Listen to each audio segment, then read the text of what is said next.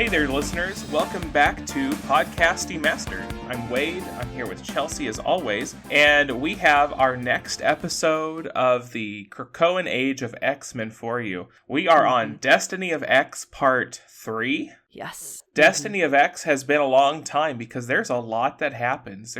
Wow. I thought the second was kind of the longest one until I started typing it all out. And I was like, you know what? Maybe not. Because even in part 3, we're still not going to hit the end of it. We have one more episode of Destiny of X. Yeah. But it is quite the ending. And we'll get to that. We'll get there when we get there. But we have a lot of fun stuff to talk about today. So let's see, if you have been keeping up with our X-Men episodes, I think last time we got done talking about Judgment Day, the Avengers, X-Men, and Eternals big summer event that they had a couple years back. Which the ending to that was pretty crazy. There was a lot of stuff that happened, everybody on the planet died, and then they came back, and then some people died a whole bunch more times, and then continued to come back. Captain America, also himself a human, he was brought back with the mutant protocols, the rebirth protocols, proving to the world that they can do it. It's a lot of resources, and there's just so many people, right? Yeah. And then Jean Grey says, you know what? I'm going to start the Phoenix Foundation, and we'll bring back the children. We'll bring back the sick, the people who deserve it the most. So humanity is in a better place with mutantdom than they were before, a little bit. The Krakoan Age is wild, because, This pendulum of, how the world feels about mutantdom has never been, it's never been in one place. But in Krakoa, it's back and forth constantly. And we're going to keep that going. That does not change in Destiny of X Part 3. No, it does not. And plus, we see in this part lots of different groups, lots of anti-mutant groups in various forms. We see some of these storylines we've been talking about for quite a while actually wrap up, and some of them kind of tease more to come. So it's a hodgepodge of everything, but definitely all leading to a huge end that we'll cover in our next one. We will, yeah. Yeah. So we've got a good amount of books to talk about. We'll kind of talk about them in order of more seriousness to the back, more plot relevant to where the era is headed. We'll talk about those closer to the end, and we'll end our episode with another kind of mini event that took place. I think this was a December-ish event, a winter event.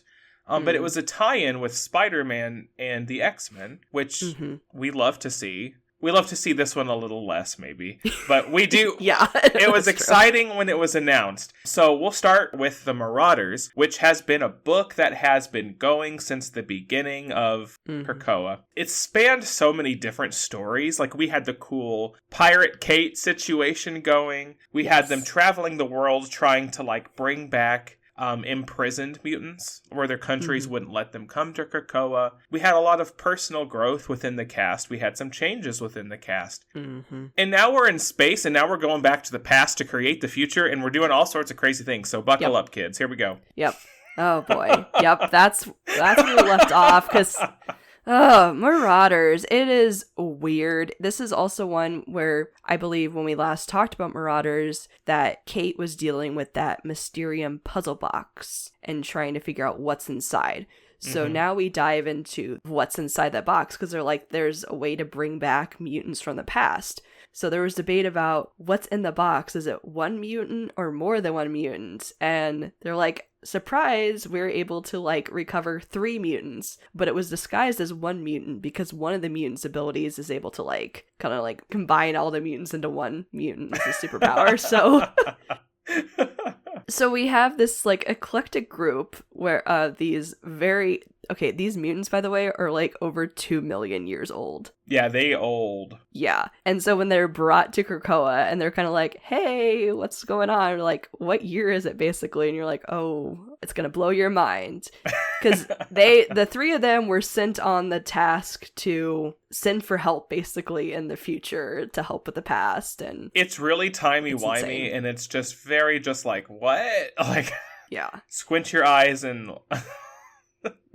Yeah. So basically our three, I believe it's Thea, Master of Gravity, something like that. She's kind of like the little ringleader. Then we have Crave, who literally the mutant power is to consume anything to survive. So this dude eats a lot and eats anything, open your imagination or not. It's just how it rolls with that. So special mutant powers there. And then Amass is the one who can combine mutants into a unified being. So basically, yes, time travel. They go back in time to when those mutants were still alive, barely surviving and trying to fight off the onslaught of their enemies. Because, you know, any type of civilization, when you're feeling like you're on top of the world, you're doing great, like, things tend to slip through the cracks and mistakes are made. And they've been fighting the beings because they live on land, and they've been fighting the beings that live underwater. I believe they're called the unbreathing or whatever. And they're like, you guys are lower than us. And, well, of course, you know, if you say that to any type of community, they're going to rise up against them. And so that's been in the works. And, you know, technology can affect people, and they got a little too high and mighty with their technology. And that is when we get the creation of some longtime X-Men villains, you could say. The parasitic twins, Archaea and Sublime, who has been around X-Men for a long time, which we do see pop up actually in another story we'll cover next. But, I mean, they're just bacteria. They consume all the mutants, control them, use their abilities, and that becomes the whole chaotic war in this time frame. Also, you know, while you're traveling through space and time, you know who else is going to show up in this 2 whatever million billion years ago in the past? We're going to have freaking Strife appear. Sure, why not? Because he's working for the enemy, because that makes sense. Yeah, totally makes sense, absolutely. Yeah, so there's a bunch of fighting, more fighting, characters do you think die, some characters that do die in the past. And then you get to the end, and yay, the heroes kind of save the day. Well, actually, one particular mutant is the one who is like, come to me, children. Come, little parasites, to me. Cassandra Nova. I was about to say, is it Cassandra Nova? Yep. And she's like, oopsie, I did it, guys. And Kate's like, yay, thanks for your help. By the way, we all hate you, and you're gonna die, and you're gonna stay in the past forever. Bye. And you're like, oh, this has been the plan all along, that Kate and Emma had made a plan to get revenge, which, I mean, she was a terrible person. Yeah, I mean, what she did is not forgivable, I mean, at all. But, you know, she's just gonna come back, and she's gonna do something worse now because you betrayed her. Like, yeah. Like, come on, guys. Like, No, I don't understand. Yeah, because Kate was like, it was all because Cassandra Nova killed her father, and Emma's like, because you killed all my children, basically, because you killed all the mutants. And I'm like, but I don't know why you, like, kind of killed her in the past, but left her there in prison by the, like, old school mutants. And it's just, the X-Men are mutants during the Krakoan era are not really thinking clearly when it comes to all these villains they're dealing with. Some of them, they have growth, which we will see later on, but others do not. And it's dumb for you to have them in the first place, so... Well, I mean, Cassandra Nova is not the person you want to just, like, push out and not deal with. Like, you don't want to betray her, push her away, and then, like, not keep eyes on her anymore. Like, you keep her close. She was already there, you know. She was playing ball, for, you know, as much as Cassandra Nova knows how to play ball. She was trying, you know, in her own little Miss Nova-y way. Yes. So you keep her close, you keep an eye on her. Leave her stranded in the past, imprisoned. Shirley's not going to come back to bite you. Surely not. Nope. Also, surely it's not going to happen because the other, like, little tidbit that's kind of important or kind of, like, connecting all things at the end of Marauders is that one of the mutants, part of the, technically, I guess all these mutants are called, like, Threshold from way back in the past. His name originally was Grove, but then he's like, I'm taking on a new name after this whole battle and stuff. It's going to be Okara, which is what Krakoan and Arakko are when they split apart. So this mutant is the origin story of the places we know today. Yeah. And the Krakoan era. So it's like, it's okay. Weird origin story for, like, an actual island, but okay. Yeah. That's fine. It's just like, let's put it at the very end of the issue. Oh, by the way. I'm like, little lore drop there for you. Yep. But Marauders was a special little book. It had a lot of potential and it had some fun stories. And the casting was never wrong for these books. They were so good. It's just kind of, it was never terribly focused on a goal, like from book to book. Like, the team was made for this reason, and they never, ever did that thing. Yeah. It's like Asterix, technically, kind of. We're going to go rescue mutants from the world. And it's implied that they're doing it, I guess, but you never ever see it happen. No. Outside of the first issue. Yeah, I was like, you see once. And you're like, okay, the idea of it is really cool, but it's just, I think they were like, let's get creative and let's go crazy with this. And I'm like, that is exactly what you do in this book. And maybe there's some people who enjoy that, but I don't know. Yeah, I mean, any amount of Kate is always the right amount of Kate. So I guess it's That's okay. That's fair. Yeah. But sometimes I feel like, I don't know, I wanted more from the characters in actually this book. Like, I feel like we had a lot of very cool characters, but there was somehow not enough focused on them. It was always their obscure shenanigans. It wasn't like a character-driven book. No. It was like, let's get a cool team together and cool action shots and doing stuff, but it's like, you have cool people that are character-driven characters. Like, let's use them that way. For real. Okay. Shall we move on, though? I think so. Okay. Yeah. All right. So sayonara, Marauders. You're done. Yes. Bye. Bye. So now we'll talk about New Mutants. So we've talked about New Mutants quite a bit. I have also expressed that I have really enjoyed this entire book. But towards the end where it wraps up, it kind of is like, oh, by the way, we're kind of done with everybody else, but not. And we're going to introduce a whole new character who we are making important. And that's going to happen in a bunch of stuff later on. Like, clearly implied. So this very end part of New Mutants, we get introduced to X-E, who basically can, like, kind of swap bodies. And this whole storyline is established. She didn't want to be a part of a team. Like, she didn't even want to be involved with any of the mutants, anything on Krakoa. But basically, Emma comes to her and is like, hey, I need you to join the team. And by the way, your best friend is going to die soon, and it's going to be your fault. So, bye. And you're just like, what the freaking heck, Emma? And you're like, oh, we know this is manipulation 101 from her. Like, we know that this is going places. So it becomes where X-E does not want to be involved in this, but kind of is chilling with the New Mutants, kind of learning how to use her abilities because she's just like a normal teenager in a sense, very nerdy, loves to work on like video game stuff, do all kinds of things, hang out with her best friend. But it gets which honestly, the New Mutants is really funny how this little end section starts where it's Karma and Danny are holding a creative writing class for all the younger mutants. And everybody's kind of like, why do we need this? And so I think Emma comes and is like, what are you doing? Like, why do these kids need to be writing about this? And they're like, it's important for kids to express themselves and to like still be kids basically and like it's learn for to the grow. Children, Emma. Yeah. Miss for the children herself. Exactly. She's like, I guess, whatever. So we see that. And then, everything is fine because we had covered before in New Mutants. We had dealt with like our newer New Mutants, the Lost Club, and them coming into their own abilities, learning to love who they are as mutants. And so we see them pop up again. They kind of become friends with X-E as well as some of like the regular New Mutants. And during this time, we enter more villains coming in and kidnapping Martha, who Martha has gone through a lot of transformations. She's been called No Girl before, where she had been previously kidnapped by the Human, which is basically just a human group that takes mutant powers and claims them as their own kind of thing. Experimentation and stuff. Yeah, it's kind of gross. Yeah, it's disgusting. So Martha had been a subject of theirs for a long time, and the leader of the Human is actually Sublime, who we just mentioned was in the past in the Marauders. Sublime has come up again over time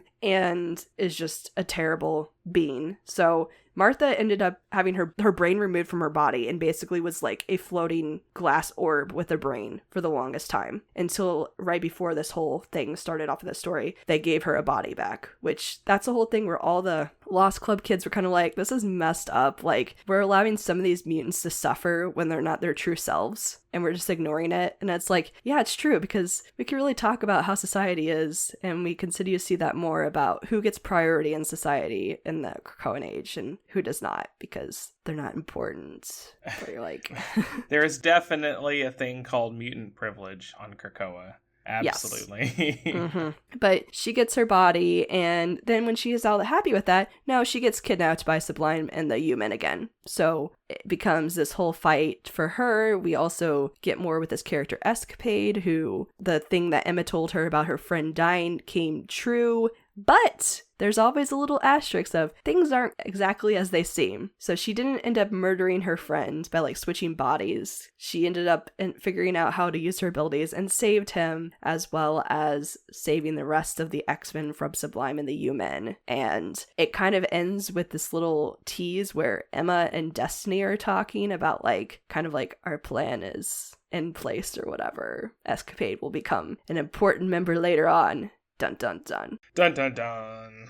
Yeah, so that's essentially New Mutants after you covered super long storyline about stuff, and then they introduced this new story at the very end in a couple of issues. Yeah, and that's kind of how a lot of these books end, is that we're wrapping up what was being told, and now like we're pushing everybody in a direction. Yes. Like to get the main plot on a roll here. Like everybody's being pushed towards like Immortal X-Men. Like, get over there, get over there, we need you over there. It's on purpose and it's okay, but it's depending on the writer, depending on like the book. That's happened. Sometimes it's like, oh, like, okay. Yeah. Like, ow, like, don't shove me. Well, that's essentially what New Mutants is, but we can move on to another one that's kind of a standalone-ish, but definitely will come up, I'm sure, again. Well, it hasn't yet, but I'm kind of hoping to. So in Chelsea is talking about the book that she hates the most, apparently. There's a book. It's still technically Marauders, but okay. Well, okay. Yeah. Second from the end. Okay, second from the end. It's one of my favorites, just because it's a really stupid, fun time. It's called X-Terminators, which basically it's like we're gonna get like a Charlie's Angel-esque group together, and we're gonna go like kill a bunch of vampires who have wronged us because men. Yeah. Because it's ex-boyfriends. Because ex-boyfriends done me wrong, so we're going to get drunk, we're going to party, and we're going to blow a lot of stuff up. That's kind of the gist of the plot.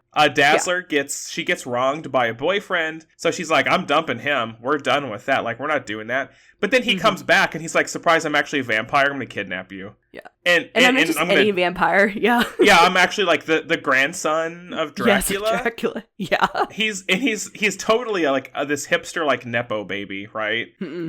Because he only goes to dive bars. That's his thing. Like, and Dazzler's like, that's gross, but okay. But so she goes out. She gets a bunch of her friends. She grabs Boom Boom, who I actually haven't seen in a book in like forever. And if you don't know Boom Boom is she's a blonde girl, and I think she's drunk about 85% of the time.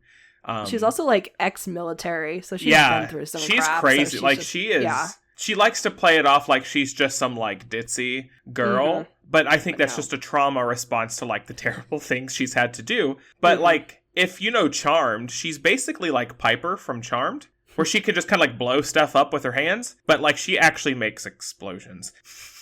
Things don't go pop. She makes them go boom. Boom. Boom. Boom, boom. Indeed. So we have Dazzler, we have Boom Boom, we have Jubilee. Yes. Who makes things go boom in her own special way. And we pick up Laura along the way. Laura Kinney, Wolverine. We get her eventually. Yes, whether she wants to be picked up or not. She totally plays the role of Wolverine in this story, where her friends come and get her, and she's like, leave me alone. She's like, I see what 100%. This is. I don't want it. Get away from me. And they kind of just drag her anyway.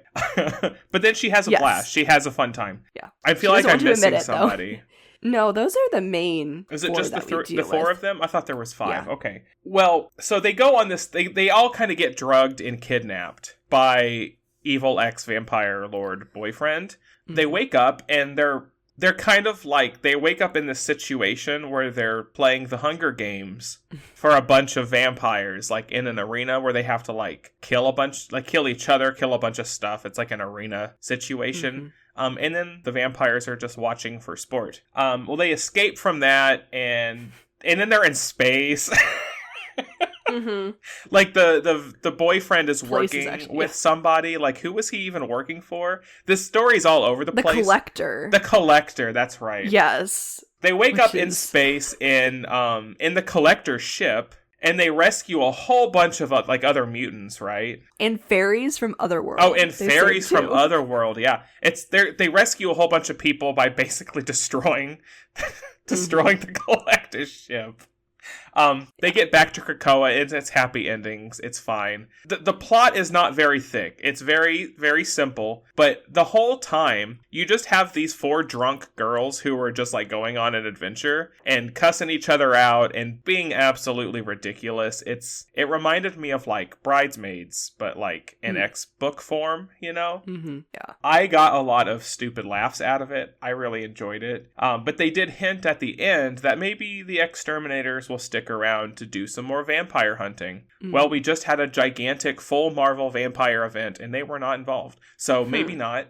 Well, that's strange then. Yeah. I was like, no, that definitely has to be implying, because also to mention too is that Jubilee at one point was a vampire. It's been many years since that was a thing. So, but it comes up all the time. So yeah, but no, and this book also like recognizes that it is silly on purpose, like absurd. Like there's all kinds of little blurbs and stuff. Like specifically, there's a quote at the beginning of issue 2, like on like the second page or whatever, that says, "This book is gleefully stupid." That is 100% accurate, describing this whole book. There are also super insane things that happen towards the end that do make it really, really funny, because they are technically recapping this entire story to the Quiet Council. Oh yeah, they're like on trial, kind of, like sort of, kind of, because they do a lot of like not cool things. Yeah. So they're kind of all like they're defending themselves to the Quiet Council, and really the Quiet Council is just kind of like has their head in their hands the whole time, like keep going. Yeah. And then what? Yeah, because then the girls are like, wait, how descriptive do you want us to be discussing these things? Like, do you need to know what this particular looked like? And they're like, no. Charles is like, I regret ever asking these girls anything in life. I regret I can read. Yeah, I regret my mutant abilities in this situation. But it's, which also just goes into the absurd, just like girls on rampage, whatnot, is that they change their outfits like multiple times throughout this. So many times. This gag is that Laura has to wear, like, finds a costume, like, you know, like trying to be like all like black emo-esque, but it ends up being a witch outfit with a hat. And all the girls are like, we love this. And at one point, Laura's hat falls off, and Jubilee is like, you forgot something, basically. Put your hat on. And Laura's like over it. Like, the second she realizes what it is, she's like, I'm taking it off. I'll go naked. I don't give a crap. And they're like, you have to wear it. It's so cute. Yeah. And then she puts it on. They're like, yay! And then... Supportive. Then there's a random part at some point where I think it's technically the New Mutants / like Excalibur or something playing baseball together on Krakoa. And there's this moment where that's like when they come back. Yeah. Like they're all just like playing, like these other teams are just kind of playing this chill game of baseball. And then the girls with all of the mutants and fairies and stuff, they escape back through like a portal, and they just like drop right on top of the baseball game. Yeah. But, like, right before that, when they're playing baseball, apparently, like, I don't know what was going on in this team, but Betsy and Rachel are then on the same team, and Betsy's in the outfield, and the ball, like, lands right next to her, and she's just, like, just chilling in the outfield, and Rachel's kind of like, babe, you're supposed to catch the ball? That's the point of the game. And she's like, I'm just like, what is this? Yeah, right, I'm British, I don't do this. Yeah, Betsy's like... Yeah, but yeah, so there's a little bit of everything. If you just want like an X book to just like laugh, cringe, just like kind of take a breather from some of these heavier storylines, this is the book for you. And you can read this book without knowing who any of the characters are. You don't even have to have read a comic book before, I don't think. Yeah, that's true. You can just read this book and you're like, okay, like that was dumb. All right. Yeah, it's 5 issues. They go by really fast, so... That's that one. But Chelsea hated it, so moving on. Yeah, exactly. Okay, moving on. We're moving on to my favorite one. Just kidding. Oh, that's a bummer. No. Oh, man. All right, noted for the audience. No. X-Force is Chelsea's favorite, so she's going to tell you all about it. In graphic detail. Yes, I was going to say, yes. And every single detail everybody wants to hear. No. X-Force still continues to be that nasty, awful book, but we finally do see movement on some of the storylines, because... It's been 50 issues, and we have our next plot point. Yeah. Because forever we've been talking about this man behind the scenes, the man with the peacock tattoo. Because it was like, who the heck is this dude? Who is he going to be revealed to be? Like, what is his stuff? He works for the bad guy Zeno. So I thought it was going to be kind of honestly tying into like everything else that had been going on, and that he was going to be revealed to be like another clone of Sinister or something. No, he's not. He is a clone, just not a clone of Sinister. Just not of Sinister. No, he's the clone of the Gene Engineer. I think that's the name. The like, Gene Engineer, yes. Yeah, like... Yeah. And it's of course, perfectly suited for X-Force, where we love to, just do, diving in and ripping apart bodies and putting body parts on different people, mutants, whatever. So might as well have another...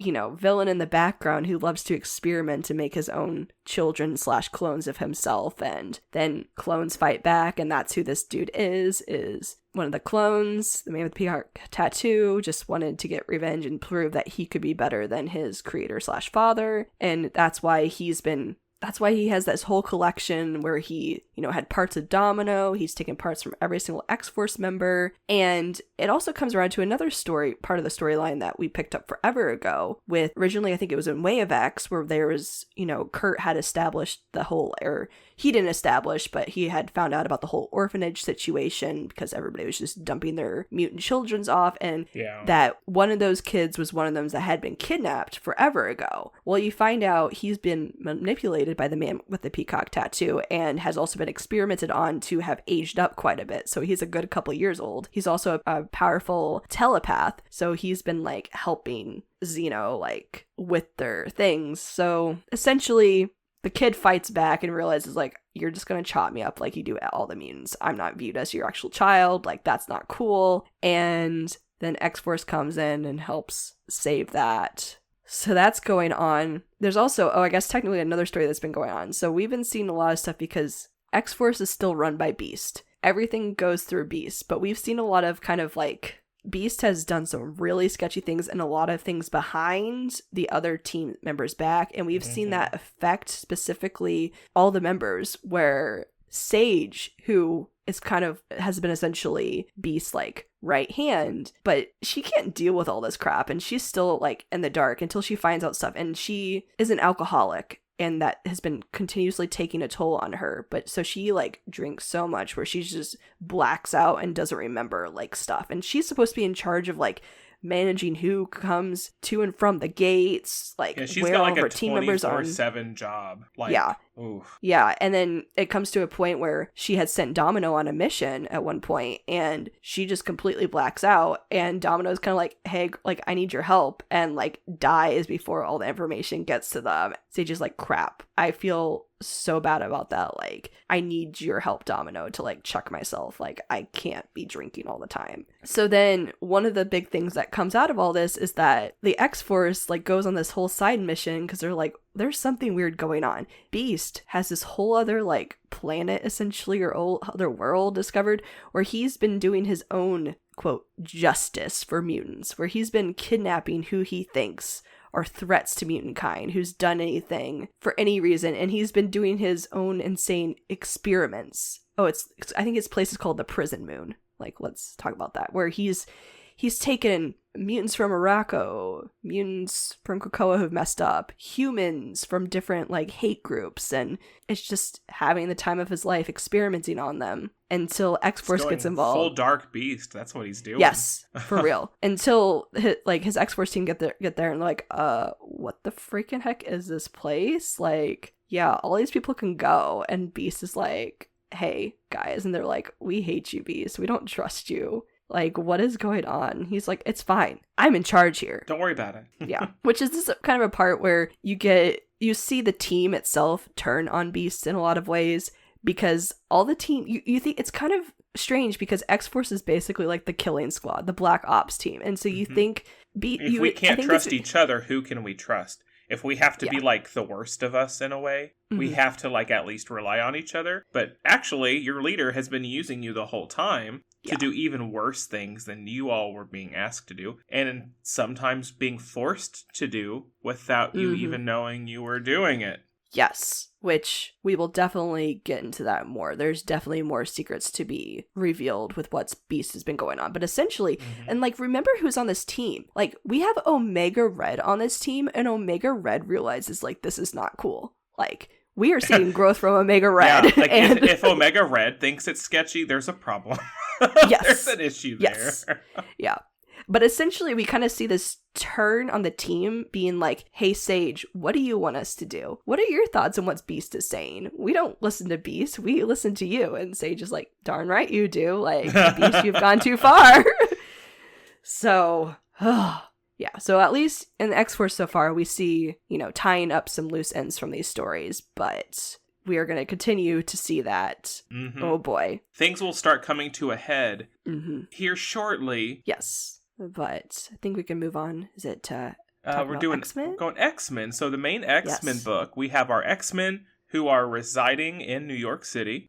They are a team of the planet. They are not there to protect Krakoa anymore. They're there to do what X-Men do, protect everybody. Yes. So and we are on our second team this time. Our second team. Around. Oh yeah. Yep. It's a great team too. It's a unique team because it's lots of people where we saw, like, Forge is on this team, and so is Havoc, and how this was kind of the team where people are like, I don't want to be on the team, I'm getting back at so-and-so, and I want you to be on the team, and no, now you're on the team, so... There's a lot of, like, history between a lot of the people on this team, and there's nobody who's like, if I'm on this team, I'm gonna, like, pop him in the nose. It's not like that. It's just that these things happened and we've kind of reached a point where we're over it. But, like, I don't know what to do with this person. Like, I don't know what to talk about. I don't know. Like, can we be teammates? I don't know. Like Scott and Havoc. Cyclops and Havoc. There's...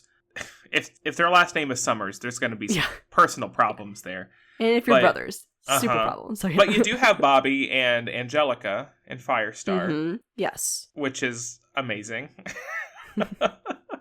But for Angelica, this is her first time being on an X-Men team. She's never been an X-Men because to her being a mutant has never mattered. It's been more about what can I do with the powers granted by that. So she's been an Avenger for a million bajillion years. And she was asked by certain other leaders of the Avengers teams to keep an eye on the X-Men team. Yes. And she's like, oh, splitting loyalties, being asked to split your loyalties there. But, we have Sync, who's been with us since day one. We love Sync. Sync's amazing. But I don't know, who else are we missing on the team besides Jean, of course, is on the team. Is Magic? Yes. Was she the last Magic team? Too. Okay. Yeah. Yeah, she's on this one. But so we've left the Hellfire Gala, like, we're trying to become a new team. We're trying to do things. So this is when it picks back up with the Children of the Vault, which we had mentioned a ways back. Yeah. Because a ways back it had been involved with Children of the Vault was that one of the children had left the vault and then had been kidnapped by Orcus and been experimented on. Yes. And the X-Men are kind of like, I guess we should probably save them because Orcus doesn't deserve to have anybody and torture them. And so they saved that particular child. And they went back into the vault, and it became a thing where during this whole time, too, that's also when 3 mutants were sent into a vault. To get a recap, that's where we had Wolverine, Laura, Sync, and Darwin. And the only one who had come out at the time was Sync. And so Sync has been surviving and is, like, hundreds of years old. Oh, yeah, they were in there together for hundreds of years. Because there are 3 people who can live for hundreds of years and also not be detected.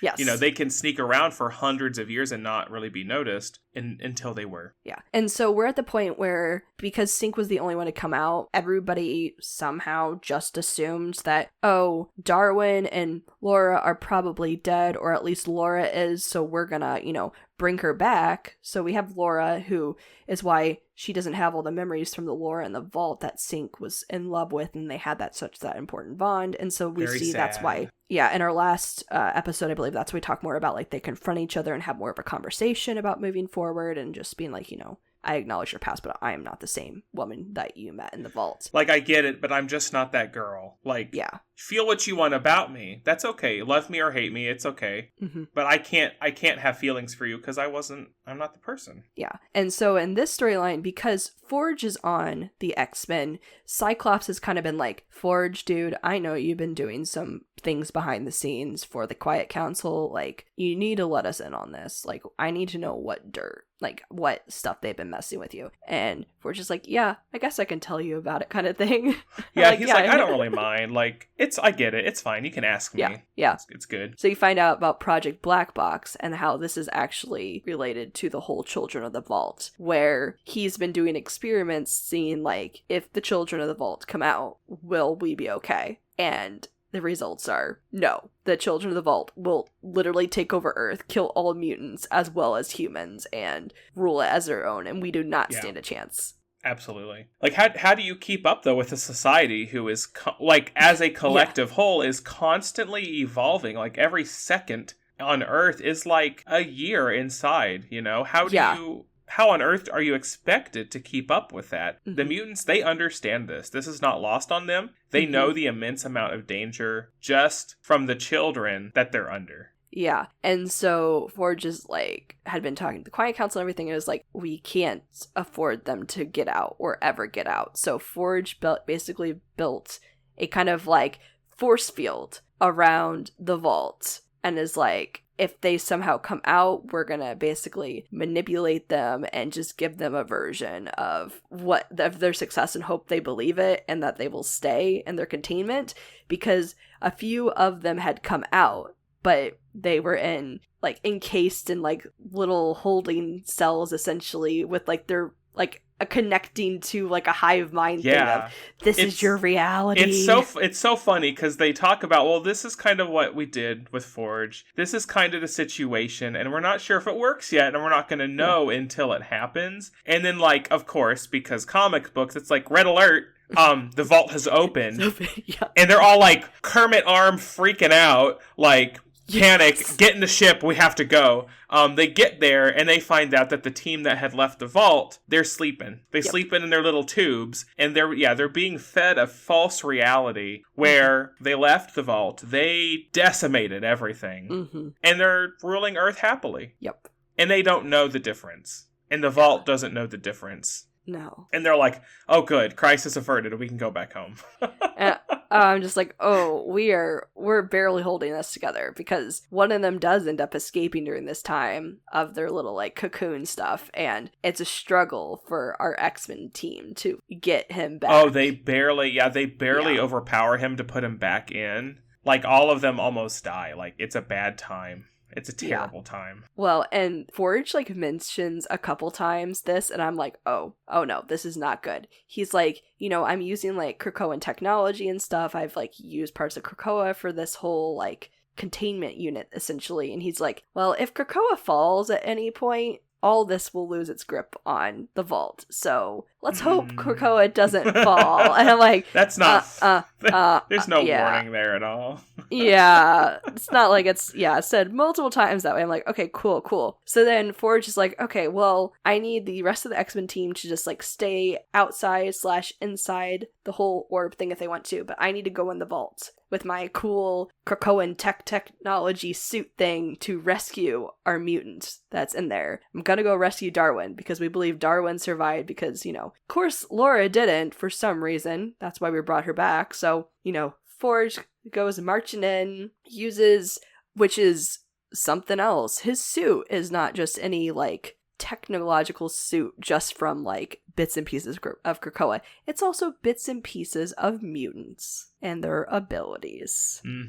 Some taken with permission in quotes, and others, no way he was ever going to ask the mutant for permission. AKA, he has Mystique's abilities, but he also has the mutant's Caliban? Yes, Caliban. To kind of like help him locate their missing comrades, essentially. Because he can like kind of identify, I think Caliban's ability is like that, to like find mutants. It's like, it's weird. It's really weird. Slash a lot of other things kind of thing. So, but for some reason the suit is like more than just his abilities. It's also like Caliban's brain slash like consciousness. Head. Yeah, consciousness. Yeah. So they're he's got having like a face on his chest. It's weird. Yes. Yeah. It's weird. It's X-Men. It's always going to be weird. But essentially they go in and they find the mutant that's still alive and like rescue, and their rescue's going pretty well and stuff. Like somehow none of the other children have recognized him. Oh, wait. There has been. One of the children has been lurking around in the background, studying what Forge has been doing inside their domain. So Forge finds the mutant that they're going to rescue. Is it Darwin? No. No, it's not. Guess who it is? Laura. And they're like, oh, wait, she survived after all. Oops. Now we have 2 Lauras. Yeah, well, and what the children have been like, they've been taking Laura's DNA. Yes. To work it into their evolution. Mm-hmm. And like, when the children evolve, if anybody gets a new ability, essentially, power, everybody gets it. Yeah. So all the children can now just heal. Not die, basically. Yeah. Yeah, and Forge is like, oh shit, that's a problem. But he's like, we gotta get her out. Like, they can't keep using her like this. Yeah. But also she's, it's Laura, so she's sleeping for now. Yeah. But before Forge can, carry out his rescue mission, one of the children tries to stop him. And this is one of the children that we saw forever ago and was the one that the mutants had saved from Orcus. Mm-hmm. And this one recognizes the mutant situation, and he's like, hey, Forge is like, hey, honestly, we really just want our girl or our mutant that we were coming for, and can I leave? And she's like, yeah, because you guys saved me that one time, I will let you go, but don't come back here again, because don't I will kill you. This again. Yes. Yeah. And so you're like, okay, that's really lucky. But then you're also like, well, what the heck happened to Darwin? Well, right before Forge leaves, he gets like a ping. From ping, the child's technology. Yeah. And lo and behold, Darwin has continued to do what Darwin does, and he has adapted to survive. Mm-hmm. He is basically now an AI within the children's computer, their mainframe computer. Undetectable, of course. Yes. And Forge is like, oh my god, we got to get you out too. And Darwin's like, I'm fine here. Mm-hmm. If you take me out, I don't know what I can do out there. I'm such a different, literally, I'm a different person now. Let me stay here. They can't find me. They won't find me. Just let me stay here. Keep an eye on them. Yeah. And to keep learning and trying to figure out how to defeat them basically from the inside out, essentially. So, and Forge is like, I kind of hate to leave you, but... Yeah, Forge is very sad about that, but he's like, but I get it. I'm literally carrying Laura right now. So I'll see you when I see you. And Darwin's like, yep, see you when I see you. Yep. So Forge takes the OG Laura out of the vaults, and Sync, he's a part of the X-Men, like we've said, but he kind of likes to be the one kind of in the background sometimes, and he's been chilling at the headquarters, watching things from afar for lots of reasons. He has a lot going on, and the rest of the team is like, we need you here ASAP. You're the only one who can deal with this. And he's like, what's going on? And then what? Yeah. And they're like, surprise, here's your girl. And they immediately, so the OG Laura has, woken up and everything and realizes where she's at and sees Sync, and immediately, they start making out, sharing love. And everybody's like, oh as okay. X-Men do, yeah. Yeah, exactly. I mean, it's such a nice page. They're like, that's how that book ends, was her, leaping at him and them kissing. It's like, oh, look, Sync doesn't have to be a sad boy anymore. Yeah. For sure. And then we also deal with the fact, well, everybody's kind of like, oh, well, we did make a mistake. Now there are 2 Lauras running around. We have 2 Krakoa. Lauras, but we'll cross that bridge pretty soon, but we're not going to cross it right this second because we're going to give them a bit of time.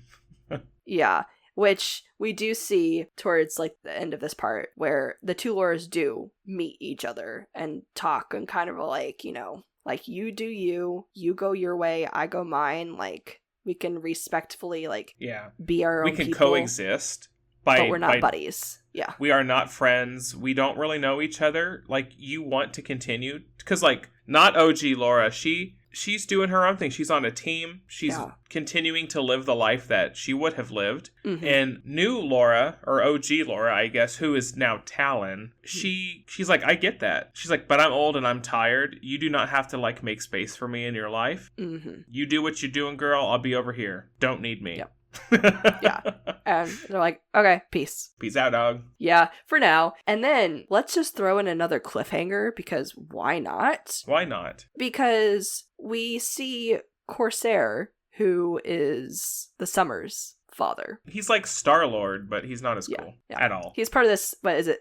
It's Starjammers. The Starjammers, like ragtag, group. Well, he's like dying aboard a ship in space. Mm-hmm, mm-hmm. And like his last words are like, the Brood are coming. And you're like, oh, cool. Yay. Setting up a pretty big X-Men story that has a special guest in it. Ooh. But that's for another day. Yes. Indeed it is. Yes. So now we're going to move on to another big story, which is all spiraling to the ends of this arc. Is, yes. Yes. We only got a little bit left, really, at the end of the day here. But we're kind of leaning into our more important books, our more plot significant books, I suppose. Yeah. And first, we're going to talk about Immortal X-Men here, which has been the book about the Quiet Council, the politics side of Krakoa. And I think there's only one issue to talk about today. It's a lot of backstory. It's a lot of lore. And essentially, the whole book takes place in the past, like the 1800s, somewhere so. And it's kind of like Mystique and Destiny getting together in a way, like they're living a happy life together, but Destiny is Destiny. She's herself. But Mystique is Sherlock Holmes. Yeah. Like literally in the Marvel-verse, Mystique was Sherlock Holmes. She wasn't like portraying him. She was him. Yeah. And they had their little mysteries together. Like she had a Watson. Yeah, Watson was a person. Mm-hmm. But Irene Adler is the same Irene Adler. Yes. From all of the Sherlock Holmes stories, because she's married to Mystique. And, Mystique is Sherlock Holmes. So they kind of just drop that. Like, that's not like the point. Yeah. That's just kind of like our starting position. Exactly. Yeah. And so Immortal X-Men, when it started, you had the situation where Destiny, she meets Mr. Sinister way back in the day, Nathaniel Essex, and they have a conversation, and you only know part of the conversation because it's all like leading up into like what Immortal X-Men is about. But this is the time and space where that story takes place, and there's like a killer going around. And, like, I don't remember if you're just supposed to think it is, or if it's another thing where it was, but it's not what you thought it was, where, like, it's Jack the Ripper. Like, I thought that's kind of what they're like, we're doing something with, like, the lore of Jack the Ripper, where somebody's out attacking women at night. Mm-hmm. And so Mystique is trying to figure it out, and they're going from place to place and trying to, like, set traps for this person. And it turns out that they catch him, and it's just, like, it's a naked Mr. Sinister running around, smashing people's heads into walls and being gross. And Destiny's like, yep, called that. And Mystique's like, what do you mean you called that? Stop it. Like, this is weird. Well,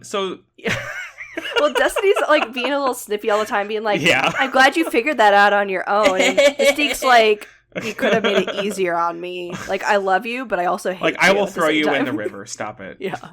Like, I'm trying to do a job here, woman. Knock it off. Yeah.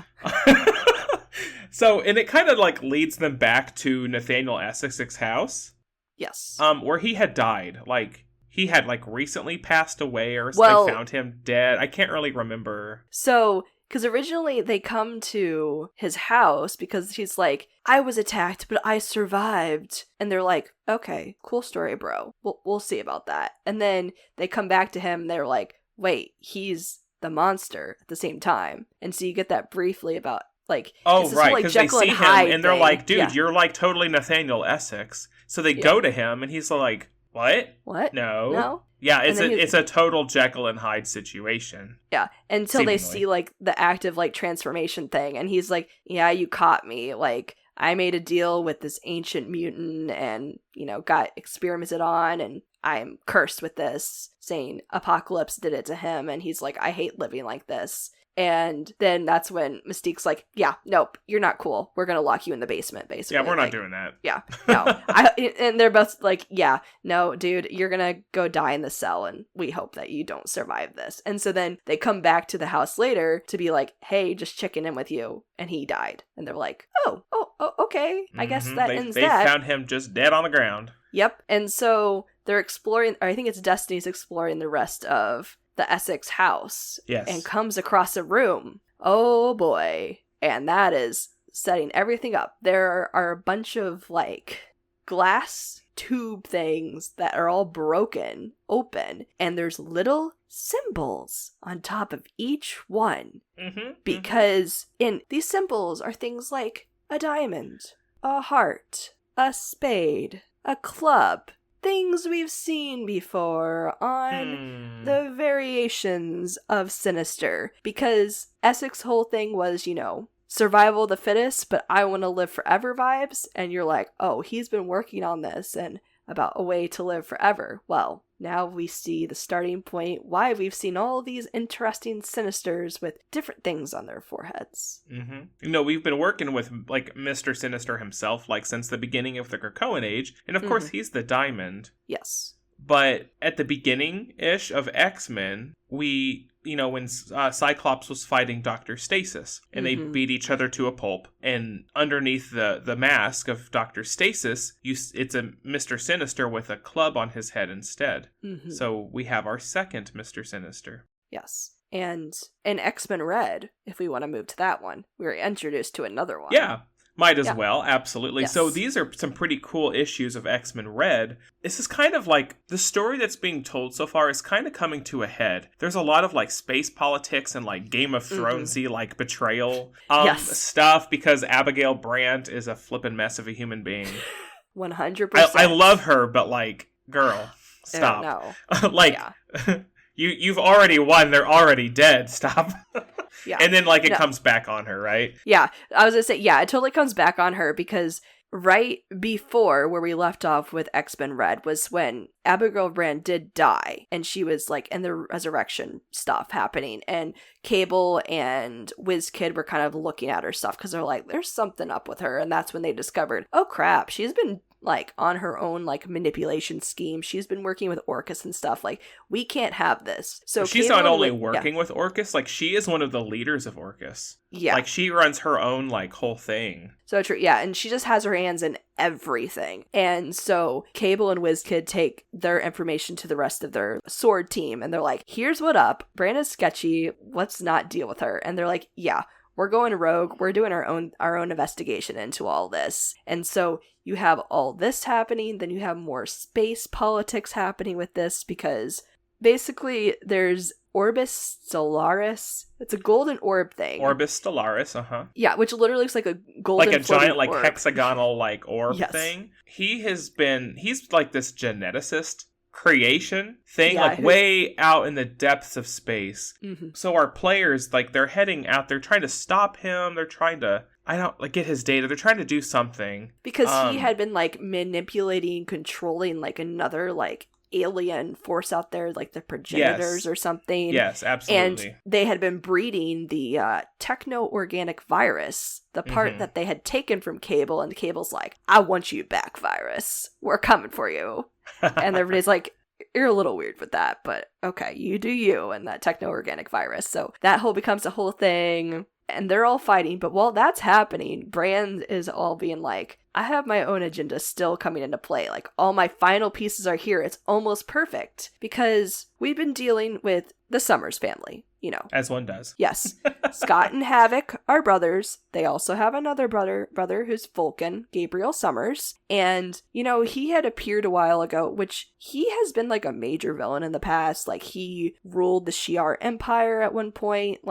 He's a dangerous force to be reckoned. Galactic conquering. Like, that's kind of his Yes. thing. He's strong. He's a very strong person. He can do it. So he took the Shi'ar. He's like, we're gonna rule the entire universe. X-Men shenanigans happens. They stopped him. Mm-hmm. But in today's age, Abigail was working behind the scenes to use him, like way back, like when Storm and Magneto got into Arakko at the same time. Mm-hmm. Brand, she was like, we're gonna have Vulcan fight, and so he can be on the oh my gosh. Well, take back the throne for the Shi'ar. Yeah, take back. Oh, yeah. and also to take back the Shi'ar. She wanted him to be on the Arakan council. Oh, yes, the council. Yes, that's true. And she was stopped there. They beat Vulcan. Yeah. Abigail not pleased about that. She's like, it's okay. We'll have him go reclaim his Shi'ar throne. Also, doesn't work out. No. Because joke's on him, because he's like, I'm gonna burn you alive, girl, and they're like, nope, and it's Roberto who's like, you thought you could burn me, bro? Yeah, like, I am the you. sun. Yeah, I am the sun. You don't do that, I burn you. Yeah. Also, like, yeah. anytime during these books that Roberto shows up, you're just like, oh my god, you're so cool. Stop. Yeah. He's so ridiculous, because I'm just like, he has a brain, and then half the time I'm just like, dude is so into himself. Like, yeah, like, help us Roberto, all. stop it. Yeah. Because, and so he decided to play with politics too and all this thing, and Brand is like, and he's not too bad at it even. Like, no. He sits back and he waits and he does something, and it's been working out for him so far. But but he's doing it, like, he's doing it to get under Abigail's skin. Yep. And he's winning. Which is fine. Yeah. That's always fine. Yeah. But so Storm and Roberto combined, right? They're able to take out Vulcan. As well as her brotherhood. Yeah. Oh, yes. Yeah. Absolutely. Mm-hmm. Yeah. They all kind of work together to defeat Vulcan, which he's, like, super pissy about, because he doesn't believe in, like, working together. Teamwork, it's that whole thing. I'm strong enough. I can kill all of you, except when I'm facing you all together. So he gets stopped again. Yeah. But the other, like, thing to mention specifically about Storm and the Brotherhood is that when they realize, it's actually really cool to, like, use our powers together, and that, like, strength strengthens strength, kind of thing, is how Arakko looks at it, because they've always been like, if you're not powerful enough on your own, you don't deserve to, like, be a part of us. But they realized, if we're going to survive, we need to learn, like, this is the way forward. Power upon power is better than dying. And it's an interesting, like, it's a really big, like, turn, you feel like, for Arakko itself. For them specifically. They've lived this way for centuries and, like, forever. That's the culture that was beaten into them by Apocalypse's wife. Well, Apocalypse and his wife, I suppose. Mm-hmm. But they had been living with her for eons. Yeah. And so it's just a huge step for some of them to realize, like, the only path forward is for us to basically work together and stuff. And there's nothing wrong with that. That doesn't make us lesser beings. And it's just like, wow, that's impressive to see growth in that regard, and that Storm's positive influence on that, but also being that they are the mutant powerhouses to help secure their future, at least as best they can. Just another thing to tick off Abigail. Yep. Because she's trying to use her little X-Men red team to, like, be the protectors of Arakko, and they're like, we don't need that. Mm-hmm. Like, nice try. We'd rather work with the Brotherhood to protect ourselves, not just be protected by somebody else. Like, we're not here for that. Yeah. And so these next few issues of X-Men Red are some of the best, because we reached, like, the finale of the story that's being told at the moment, and it's a good time. Yes. So back to Orbis Stellaris, who, are mutants, like Cable's team. Cable reincorporated the rest of the techno-organic virus that had been stolen from him. The team defeats them stuff. Well, at the very end, the orb opens up, this golden orb, because it's not just like a floating orb. There is a person or some type of being inside it. There's a person just kind of sitting and chilling inside of it. Oh, who is a very old man who is also named Nathan Essex. And what does he have that is an identifying feature? He has a spade on his forehead. Dun, dun, dun. 3 out of 4. Yep. So. Wonder where this is going. I wonder. And I wonder who the 4th one is, so... You don't know. You don't know yet. Stop it. You're not supposed to know I can guess. I mean, to be fair, like, who the spade and who the heart was, most fans had guessed it quite a bit in advance, quite a bit in advance. So when it happened, it took a little bit out of the drama out of them, but it was still like, okay, good. Like, we were on the right track. This is what we wanted. That's good. So you're probably correct. Let's not spoil it now. But you're Our probably listeners can correct. guess if you've been following along. So we can have fun with that. But that will come later, because now we're going to deal with the latest event in our ratings. We've caught up on, like, all the X-Men books we've caught up on. Yes. But there's one character that we haven't really talked about, one X-Men character we haven't really talked about, and that character is Maddie Pryor. Yes. Madeline Pryor. Now, it's New Mutants, right? Yes, which we did talk about in our last episode. So we found Maddie in our last episode, where Magic was just kind of like, she's tired, she's over it, she's got too much going on, and she says, you know what, we're going to give Maddie Pryor a chance. We're going to give her some responsibility. We're going to give her what she wants. She wants to be a person. So here, you be the leader of Limbo. I'm passing my crown to you. And Maddie's like, girl, you sure? And everybody else is like, girl, no.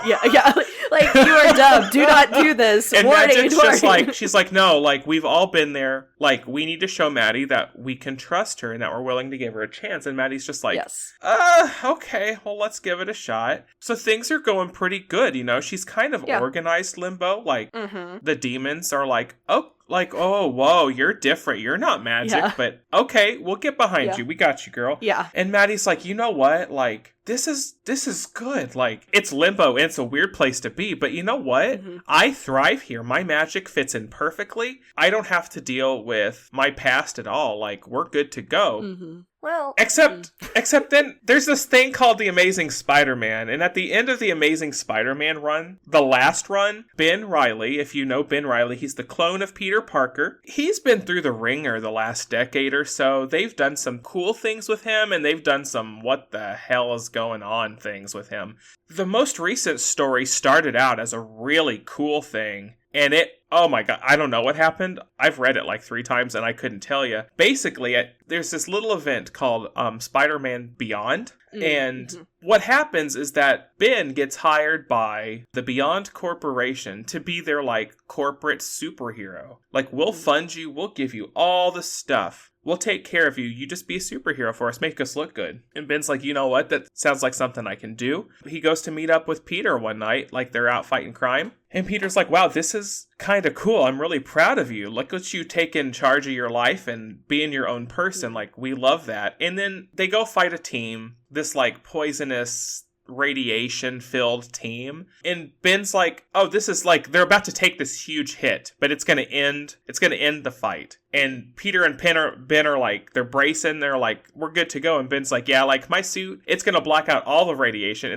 I'm not going to feel a thing. Explosion happens, and he looks at Peter, and he's like, oh, but yours doesn't. He's like, I didn't think about that. So he rushes Peter to a hospital, and Peter's, like, literally dying of radiation poisoning. Like, crucial, critical stages of it. And it's this whole thing where you get this cool story of, like, Peter's trying to, like, not die and then recover. And then Ben, he's out being Spider-Man. He's got a cool new girlfriend. Well, she's like an ex-convict. She, like, murdered her dad, who was, like, super abusive and was sent to prison for it. So she's not a bad person, but she's drawn the short straw pretty much every single time in her life. But she's working for Beyond. That was the favor that Ben asked. If you get my girlfriend out of prison and have her work with me, like, she'll be like not my girl in the chair, but, like, she can help me. And they're like, sure, we'll do that for you. So he's out superheroing. Life is really good. And then they find out that the Beyond Corporation not doing what they said they would do. They're essentially, like, because Ben is supposed to be getting, like, top level, like, psychiatric care because he has a lot of issues, you know, because he doesn't feel he's a real person. Because he only has, like, Peter's memories. That's kind of how his whole thing has been. Well, what Beyond Corporation is slowly doing is using this machine called the Winkler machine. I think that's what it's called. To slowly take away his original Spider-Man memories. So all he remembers is working for the Beyond Corporation. And the issue with that is that when they finally get to the point where they're taking his core memories of like Uncle Ben and Aunt May and the death of Gwen Stacy, like the stuff that makes Spider-Man who he is, they don't understand that removing those things basically takes morality out of the picture for him. So while he still understands, oh, I'm a superhero, I superhero things, he doesn't get the good versus evil aspect of it. Like he's helping people, but like not in a great way. Like he's not being terribly nice about it. So Peter has to recover. He has to try to save his brother, for lack of better terms. It's kind of how they identify with each other. And it happens. He saves Ben, but Ben's brain, his memories are so torn apart. And Ben's like, it's fine. We'll get back to the machine. We'll fix the problems. And Peter's like, you cannot trust that machine. You can't trust Beyond Corporation. Come with me. We'll build our own machine if we have to, but we have to do it the right way. We can't do this. So they kind of fight in the Beyond Corporation headquarters, which causes all of these security problems. They're like destroying the building. And all the stuff happens, and basically like the building is being flooded with this like goo, which destroys both technological and biological evidence that the Beyond Corporation was being absolutely terrible. And at the end, Ben ends up falling into the goo. Peter tries his hardest to save him, and Ben ends up falling. And out of this, Ben does survive. Janine, his girlfriend, she pulls him out, and he is like a mess. Like psychologically, he's a disaster. But he has this, like his suit has like altered from the goo, and he has turned into chasm. Yes. And it's real edgy. It's like, the hole left by my memories has created a chasm, and so I am chasm. And Janine's just like, bruh, stop. And so he goes back to being super edgy. And that's where Beyond ends. And now Maddie, who's finally kind of at peace, she meets Ben. She meets him. And he's like, I hear you can help me with my memory problem. And he's just like, and she's like, but why would I? Like, I don't know you, dude. But basically, they become kind of pally-wally and convince each other that the one thing that each of us wants is our original person's memories. Because Maddie, her thing is she wants the memories of little baby Cable, because she's the one who gave birth to him. Yeah. She wants those memories of him being a baby and loving him, because all that stuff was taken from her. And Chasm thinks that Peter is like actively trying to kill him, basically. Yeah.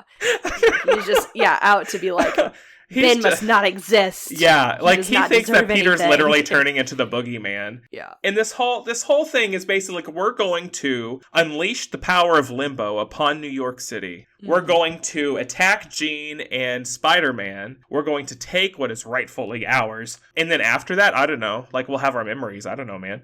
Yeah. There's not like a real end game apart from like literally attacking New York with demons. It's very Halloween-y, but it's in December. I think it's even Christmas time, like in the story. Yes, it is. So it's kind of like Nightmare Before Christmassy, where like inanimate objects are like turning into like demonic versions. Like you sit on your couch and you're going to get eaten by your couch. Like it's this whole terrible night in New York where Maddie opens up a gate to hell and everything just kind of happens. And Chasm is just kind of skulking around the place looking for Peter. The X-Men are like, who are living in New York, are like, what is happening? This seems vaguely familiar, but I don't really know. And Jean's just kind of like, I don't know what's happening either, but we need to go see Maddie. She'll help us with this. This seems like her thing. Well, lo and behold, it's her fault. Yeah. But the thing is that Maddie can't like hurt anybody. She can't do anything that would like... She can't hurt Krakoa. Oh, Krakoa? Like, is that what it is? To Magic's contract with her was like, you can't get revenge on the X-Men or the mutants and stuff. So yeah, it's true. She's not attacking Krakoa. So she's really riding the line, and she's doing it on purpose. She's like, I won't do anything that comes close to that line. Like, I'll get up there, but we are not towing it. I don't want anybody riding my tail about this. Like, Chasm, this is all on you, buddy. Like, I'm your mysterious benefactor. Yeah, he's like, I don't really care what happens. It's not my problem. But one of the cool things that happens out of the story is that Janine, Ben's girlfriend, she gets her own like power set kind of. She's given it's like a bag of masks by Maddie, like Halloween masks, where she puts on a mask. What is her name? I actually don't remember. Oh, Hallows Eve. Hallows Eve, that's right. Yep. She puts on a mask. She's therapy. Janine is. Yes. Girl, oh my god. Poor Janine. Like, she's a mess. She gets a bag of masks where she puts on a mask and she turns into that creature. And it's all like Halloween stuff. There's mummies and vampires and Frankenstein and ghosts and stuff like that, you know? So basically, they're out to get Peter. They're trying to kidnap Peter so that they can... I think they're like literally trying to steal his brain. Like... Yeah. Like, they want him and... Yeah. Yeah. And Maddie's just kind of chilling. She's just kind of chilling in limbo, like waiting for the X-Men to come to her, which they do. And she immediately, like, telekinetically, like, drugs them all.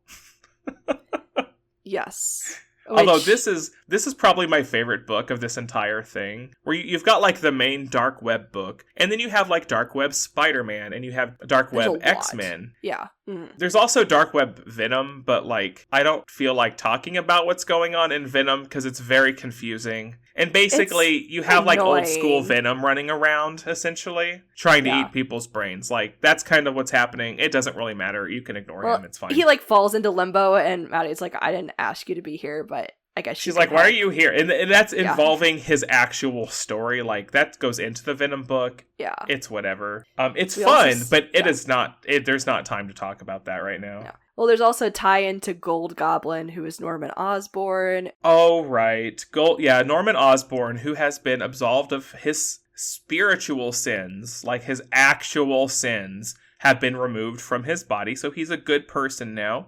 And he's trying to, like, make up for the absolutely terrible things that he's done. And he's the Gold Goblin. He's a superhero. Mm-hmm. He doesn't go out often, but when he goes out, he tries to make a difference. There's, like, a mini-series, and it's not bad. It ties in specifically to the Spider-Man book and not so much Dark Web. Like, that's kind of like a whole other area. Like, well, he does kind of tie in because he gets thrown into all the fights with Peter. He does, also see with Miss Marvel, too, is technically a part of this as well. Miss Marvel and she's currently working at Osborn Industries to kind of like keep an eye on Norman. Because, again, nobody believes that he's a good person. And she's like, well, I'll go and see I'll just kind of keep an eye on him, like, myself. But that alone is still a setup into what's about to happen in The Amazing Spider-Man, like, with her death. Like, she's about to die in a Spider-Man book and not in her own book. That's right. I remember that announcement being a whole thing, so... Yeah, it is a whole thing. But she will play a part in our X books soon-ish. Yeah. So all you need to know, listeners, about Miss Marvel is that she's buddy-buddy with Spider-Man for a bit. Then she dies, and we'll leave it at that for now. Well, and then there was technically one other book that was a part of this whole thing, which I'm curious. Like, I didn't read past, like, what was part of this. It's the Mary Jane and Black Cat have their whole, like, spin-off series. But it is directly related to Limbo. It's fun. Okay, it's funny because they have been loving Mary Jane and Black Cat, like, together lately.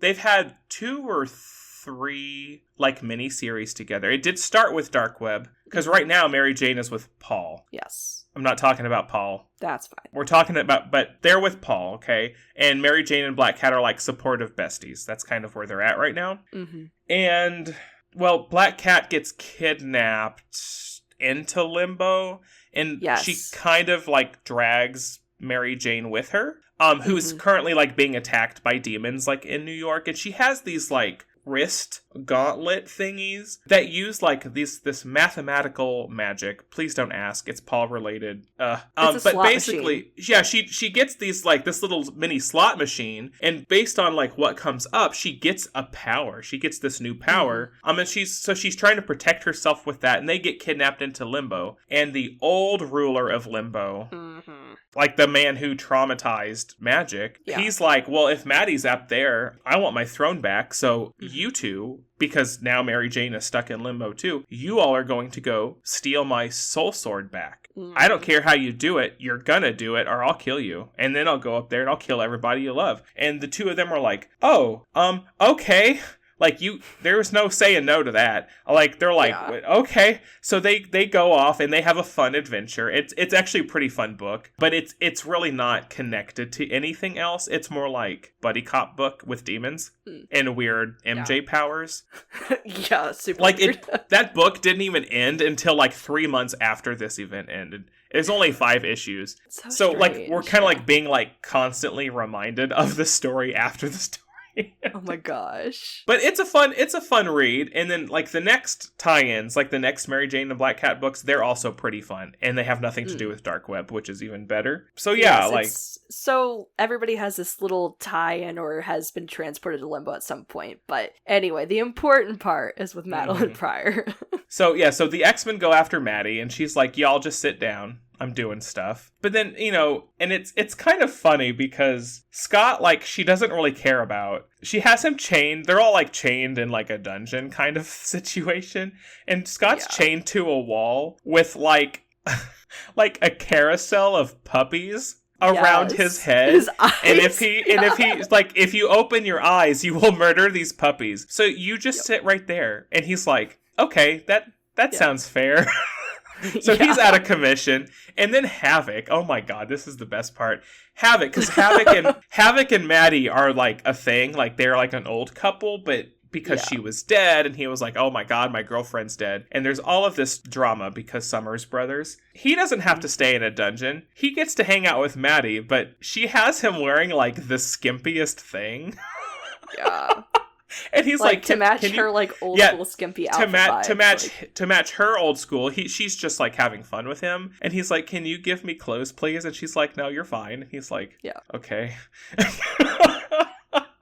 He's like, as you wish, yeah. Yeah, it's like, all right. So Jean, she's being held under like super heavy like psychic anesthesia because it's Jean. Yeah, with magic. Magic. They're both being locked up together because, but eventually they escape, and Jean goes to Maddie, and she's like, girl. And it's so funny because it's a side book. This is not even like the main book, but they kind of sit down together, Jean and Maddie do, and say what every reader of this whole event has said. You have all of these feelings, these very real feelings. They're not my feelings. I mean, I can take them from you if you want, but you have all of these legitimate feelings. These terrible things that have happened to you. If you wanted something from me, why didn't you come ask? Yeah. And Maddie's like, well, you just wouldn't have. And Gina's like, hold on a second. And she just like psychically pushes those memories straight into Maddie's brain. And she's like, look, you already have what you want. We're talking now. Why didn't you just come talk to me? And Maddie's like, well, damn, girl, I didn't think it'd be that easy. Yeah. And Jean's just like, we are the same. We're literally the same person. Yeah. You should have known better, like understood better. I'm not mad. Like, things are a little crazy upstairs right now since you've literally let demons run loose. She's like, but we can still fix everything. So can we fix everything before, like, I have to punch you in the face? And Maddie's like, yeah, we can fix stuff. So they fix stuff, except Chasm is still up there causing havoc and trying to murder Peter. So they get the X-Men back together, plus Maddie, and they go stop Chasm, and he's being a whiny baby. Yeah.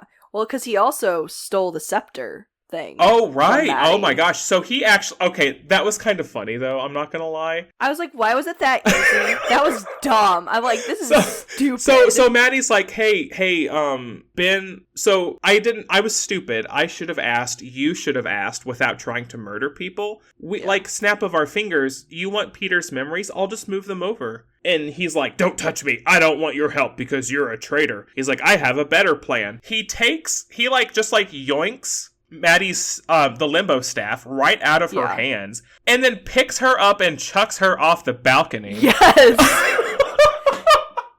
Like, dude, one, she can fly. Bye. Like, that's not exactly as helpful as you think. But now he is the king of limbo. So him and Janine are all like power drunk from all of this like extra magic. But they like immediately stop him. Stop him. I just can't get over like him picking her up and just chucking her off the balcony. Like, yeah. As I was reading that, I went, "What?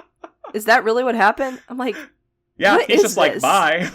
No, this just turned into a Saturday morning cartoon vibes with that, and then I have the really scepter. Did. It's my pet. I'm like, ew. We're done. Yeah, like, it's like, okay, but the ending is okay, though, because they stop him, and Maddie's like, okay, everybody was right in this situation except for me. I totally let Chasm come in and tell me my business and tell me how I'm feeling. I understand I have more power than that. Like, Like, literally, you're a clone of Jean Grey. You can do whatever you want because you're like a goddess. Come on now. So what she does, she makes a new deal with the X-Men and with New York City. She sprouts. Again, I love this. She sprouts a building out of the ground in New York City. Like, well, the X-Men did it. I can do it too. And it's a embassy for Limbo.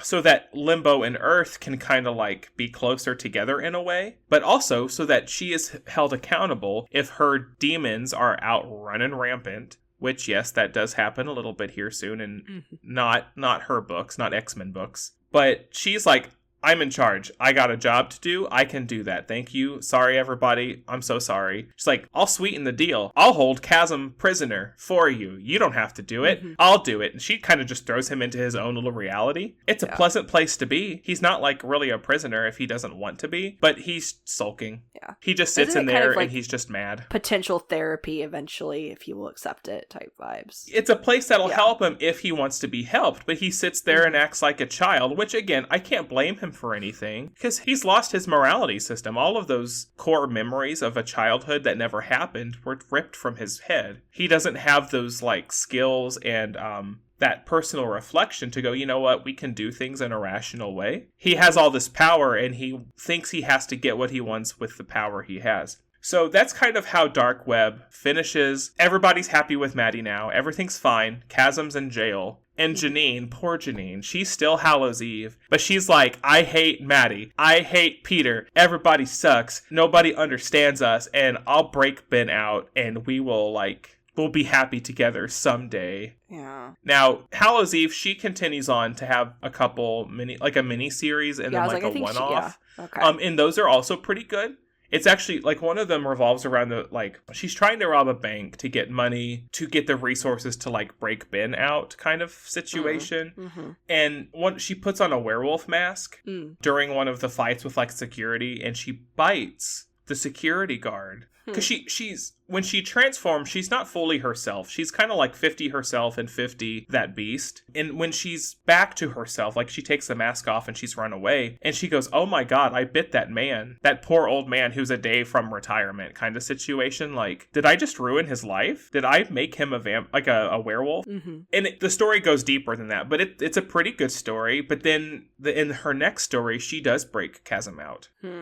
Interesting. But that's Spider-Man book. Yeah. That plays into like the Spider-Man story. And right now, as of like this last week, a new Chasm series has started where Kane, the other clone, I haven't read it yet, so I'm not really 100% sure, but it seems that he's coming after Chasm for like being awful. So I do look forward to reading this book because I want them to put Ben back. Like, that poor boy has been through enough. He doesn't have to be a villain. So I'm hoping that this book fixes that, and then they leave him alone. But 5 months from now, we'll know. Yeah, that's true. It's so interesting because it seemed like the way Dark Web started, it was kind of like, haha, all these villains or supposedly villains are villains. But then it was like, oh, wait, they all are missing something. So I thought we were going to see it for everybody. Like, everybody's just kind of like coming together and going, resolution. Yeah, but we only see that for Maddie, which, I mean, it's great. Like, love Maddie to see deserves that for her. some 100%. Some of that too, right? Yeah, like, no, I'm so glad to see that because, like, we originally thought, like, she had changed and was, like, not dealing with that anymore, and then that's why Magic gave her Limbo and stuff, but she was still, dealing with that, but she still holding on to that hurt, yeah. Yeah, but then all of Dark Web with the finale and stuff is her specifically being like, I'm not holding grudges anymore and stuff, and that's why she's like, I want Limbo to be in a new kind of light. Like, I'm the ruler, but, like, I'm not who I was. I have grown, and I feel more complete thanks to Jean's wonderful friendship. Because Jean also is like, no, Maddie, like, you're not alone in this. You are family. And, like, says that to her. And that, like, hits Maddie hard even more. Like, what? It's so, like, Maddie gets lots of therapy from one conversation, and it's just like, thank God, like, some writer sat down and was just like, you know what we're gonna do? We're gonna not be stupid about this for 10 minutes. Yes. Thank you. We're gonna give Maddie not what she wants, we're gonna give her what she needs so that she can move on, and she doesn't just have to be this, like, this jerk, or this, like, or just the clone, basically. The clone, yeah. Well, And also, too... But they don't do that for Ben. They don't do that for Ben at all. When they should have been that easy. Like, they're all standing in the same room. That could have happened at any time. Maddie or Jean could have been like, Peter, hold still real quick. And then, you know.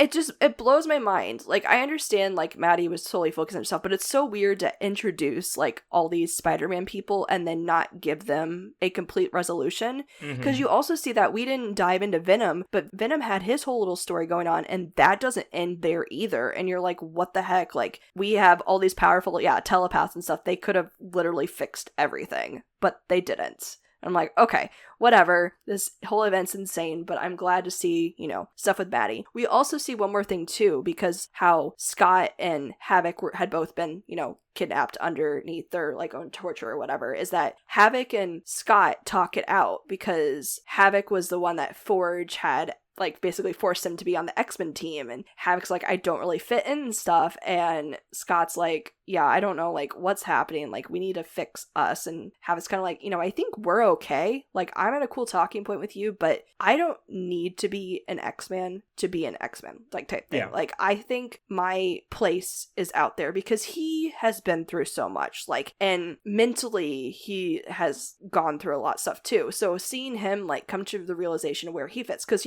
we've talked about him quite a bit in prior episodes, because he was on Mr. Sinister's team for a while, too, like, because he was seen as, like, a bad mutant, but he's, like, been slowly kind of coming into who he is, what he wants to get out of life, and we see him again with Maddie, too, of them starting their future again or something, or whatever holds for them, trying to move into a better light and healthier with relationships together, but also with who they are. So I'm sure we'll see more of that to come. We'll see them again soon. We'll see them again soon. After the next episode. Not for the next episode, but after the next episode. We'll see them come back. And it's like the whole thing, this whole event gets me going because, like, it's not an X-Men event. It's a Spider-Man event featuring the X-Men.